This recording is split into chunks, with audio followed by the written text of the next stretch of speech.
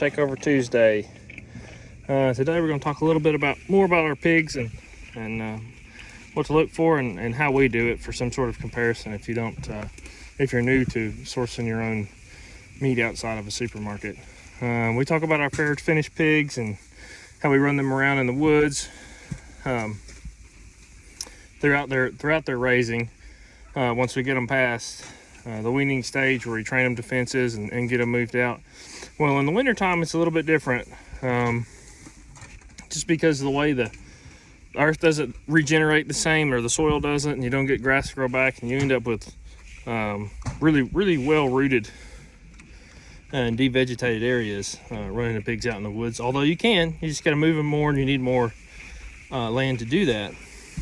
We choose to put them in high tunnels just for a little while through the worst of winter, which is usually just a couple months, and then they're on their way back out.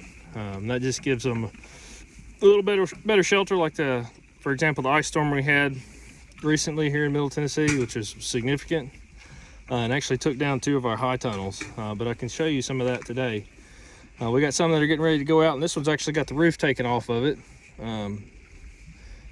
because it needs a new roof because the ice is quite heavy. But here, to let you see it behind me, as you can see, we got some piggies in here. We got some Hereford crosses and some Berkshire crosses. Although the breed matters, but doesn't matter. They're not cooney as long as they're any kind of meat breed and you raise them the right way and feed them the right stuff, you're going to have an excellent product. I know the internet likes to say otherwise, but our customers disagree with that. As well as one of the things I wanted to hit on too, and I felt led to talk about, was when you are buying pork, knowing where it comes from and how critical that is. I know in our area we have some great producers, but the overwhelming majority, are just trying to make easy money and not necessarily doing what you might think they're doing, not even necessarily telling you that they're doing something that's not any better and charging a premium for it, but they're just letting you believe it.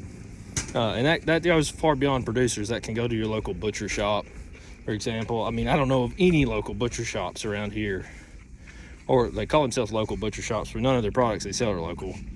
Or if there is anything, it might be beef, maybe, but nothing else will be. And everything they're selling is just commodity products that you could go to any supermarket and get. And they cut it and put it in their own bags, and suddenly it's magically good and lets you believe whatever, and it's the exact same thing. So please be careful about that. That's to me, that is very knowingly and willfully manipulating people for marketing. And you shouldn't put your money there.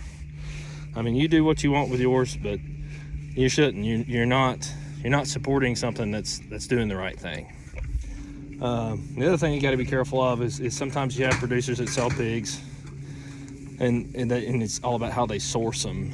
For example, I say in our area, it's not in our county, but it's close by.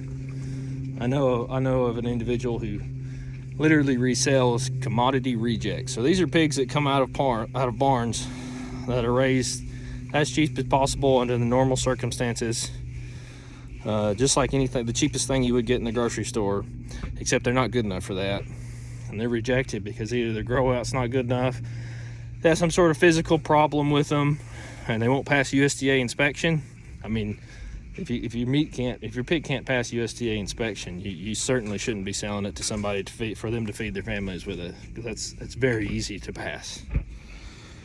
But anyways, the worst part of that is that they don't tell people any of that. I know this, and other producers that I've talked to also know this, but they post online, social media, talking about you won't find anything better anywhere else, and texts they got back from their customers, oh, this was great, I loved it, and all this stuff, because their customers just don't know any better.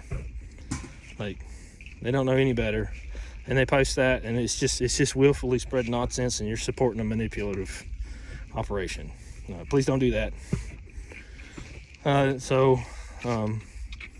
As producers such as myself and others that try to do things a better way and more holistic and actually genuine, that's very frustrating, as you can imagine. It is in small individuals, not just corporations, taking advantage of people. So you need to be careful. It's And honestly, the worst operations I've ever seen for pigs or for chickens or anything, it's not even big giant commercial operations. It's stuff people are doing in their backyards. I've seen pigs for sale that are wading through mud and feces that's rubbing their belly. Yeah, they sold that pork cheap. And been told, oh man, they got it cheap. What a good deal. I wouldn't feed that to nobody. Maybe a dog, but I like my dogs. Anyways, so be on the lookout, ask questions, figure out what it is you're getting. And probably the last thing I'll hit on today is what these animals are eating. Like we talked about in our post talking about pigs being grass-fed. We could ask that. And it comes from a genuine question from consumers because they just don't know. I mean, you want to call that grass-fed eating hay or eating grass out in the woods? They'll eat it, but it doesn't really do anything for them. Okay, that's not going to give them their nutrients. Pigs, they can get it from different types of forages, nuts and all, but a big part of it comes from back there. This is one of our weaning feeders, but you don't like that one because it has lots of spillage. But these pigs are a little bit long in the weaning pen. They're about to go out, but they didn't go out just because of the storm.